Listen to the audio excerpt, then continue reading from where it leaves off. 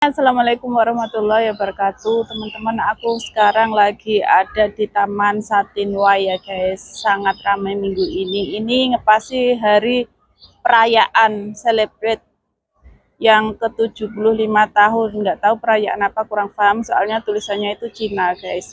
Sangat ramai itu, masih dibangun gitu loh, bukan dibangun, masih dipasang-pasang, belum selesai guys. Ini panas tapi mendung. Gimana sih? Ramenya itu dipenuhi Mbak TKW Hongkong yang sedang berlibur di sini. Tempatnya sangat nyaman, guys. Hai guys, sekarang aku ada di Taman Satinway yang besar itu loh guys. Kita sambil cerita, sambil keliling Taman Satinway ya guys. Akhir-akhir ini banyak sekali anak baru Mbak TKW Hongkong asal Indonesia yang diinterminate tanpa sebab, tanpa tahu salahnya itu apa guys. Kalau nggak diinterminate majikan ya mengundurkan diri karena nggak betah. Ya, semua itu tergantung nasib ya. Ada juga mbak yang ex Taiwan di sini aja nggak betah, milih ngebreak mengundurkan diri. Beda negara, beda tatanan, beda orang. Tapi rata-rata satu negara itu hampir sama seperti itu guys. Cerita anak baru Mbak TKW Hongkong yang tidak beruntung ini ya guys. Ini ada Mbak TKW Hongkong asal Indonesia, kerja itu baru 4 bulan ya guys. Sama majikannya itu minum air aja dibatasi cuman boleh sehari itu 2 gelas saja guys. Ditambah lagi kurang makan, masih 4 bulan itu masih masa beradaptasi ya guys. Kita akan terasa kaget banget, terutama soal makan di sini ya guys. Makan di sini itu terlalu sedikit, pokoknya bikin asam lambung lah guys, yang nggak terbiasa itu. Kita dari Indonesia biasa makan nasi sehari 3 kali atau 2 kali banyak-banyak, datang ke sini langsung ngedrop, kaget, asam lambung itu pasti guys. Jadi kalau ketemu majikan yang model seperti ini, sehari aja minum cuman boleh 2 gelas saja, makan kurang.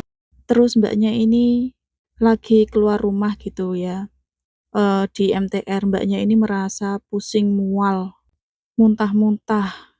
Terus ketemulah Caca Indonesia, ditolong, dipanggilkan ambulan, dibawa ke rumah sakit. Mbaknya ini kurang makan guys. Dan mbaknya ini sama sekali nggak bisa bahasa. Kerja di Hongkong ini harus bisa bahasa ya guys. Kalau nggak bisa Kantonis ya harus punya bahasa Inggris atau Mandarin. Setidaknya bisa komunikasi pakai bahasa lain.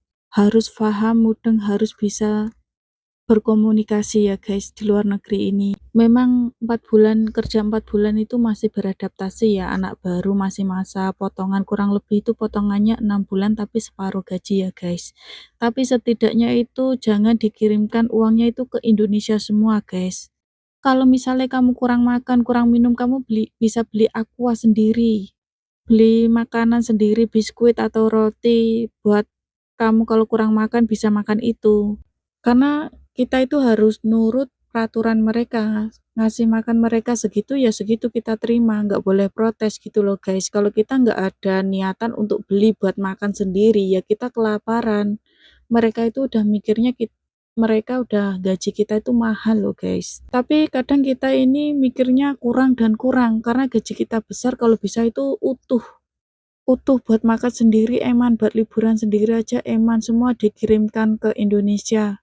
Yang lebih mirisnya lagi kalau udah dikirimkan ke Indonesia, orang Indonesia itu nggak mau tahu kita di sini tuh makannya cukup apa enggak, istirahatnya cukup apa enggak, dan uangnya itu dihabiskan, itu lebih miris. Yang ditanyakan kita di sini uang, dan mereka nggak mau tahu kondisi kita di sini. Ini pingsan gara-gara kurang makan dan kurang minum ya guys. Ini majikan yang maafan, yang pelit. Kalau kita ngadu ke agensi pasti kita yang diinterminate, dikeluarkan itu pasti ya guys. Apalagi kita ini nggak bisa bahasa, majikan itu merasa bayar mahal, kita nggak bisa bahasa, kita bisa dikeluarin. Alasan nggak bisa komunikasi. Ini ada cerita Mbak TKW Hongkong yang berbeda ya guys. Mbak TKW Hongkong ini asal Indonesia, baru kerja itu sekitaran 9 bulan guys. Dan mbaknya ini dituduh mencuri uang 2.000 dolar, sekitar 4 juta duit Indonesia. Dan mbaknya itu harus mau mengakui kalau mbaknya ini dituduh mencuri dan potong gaji.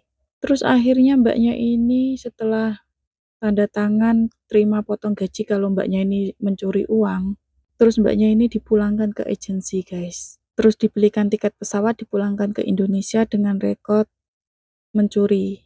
Kenapa majikan itu bisa cari alasan seperti itu? Kadang ada kesalahan kita yang majikan itu tidak mau menjelaskannya, terus main pecat aja. Kita nggak bisa menyesuaikan. Kurang lebihnya seperti ini. Orang Hongkong ini segi makannya seperti itu, guys. Tidak mau dibicarakan di sosial media, gosipkan. Terus di saat kita kerja ini ya, kita tidak boleh melebihi dari majikan soal penampilan. Segi berpenampilan, make up, ataupun soal penampilan rambut ya guys, semiran kayak gitu. Karena orang Hongkong ini kan cemburuan guys. Kita ini merasa bebas berpakaian, melebihi majikan kita. Kita anggap biasa saja, ngikut-ngikut teman yang lain. Terus tidak boleh pegang HP sembarangan di jam kerja. Kita nggak paham soal itu guys. Buat anak baru nih ya guys, tolong kasih kalau misalnya keluarga ini masih tuntut uang dan uang nggak mau tahu kayak gitu guys, mending jauhin aja keluarganya guys, daripada kita di sini itu udah kerjaan nggak beres, pikiran sama keluarga, keluarga nggak mau ngerti, serba uang dan uang. Mendingan kita yang jaga jarak sama keluarga. Biarkan sanak saudara kita yang berpikir kita ini gaji gede tapi pelit. Terus mereka itu membenci kita karena kita ini nggak bisa berbagi. Yang tahu kondisi kita itu ya sesama kita, anak rantau saja guys. Keluarga di rumah itu sangat sedikit yang bisa mengerti dan memahami kondisi kita di sini. Taunya duit kita itu banyak. Gaji utuh makan dapat dari majikan. Tidak ke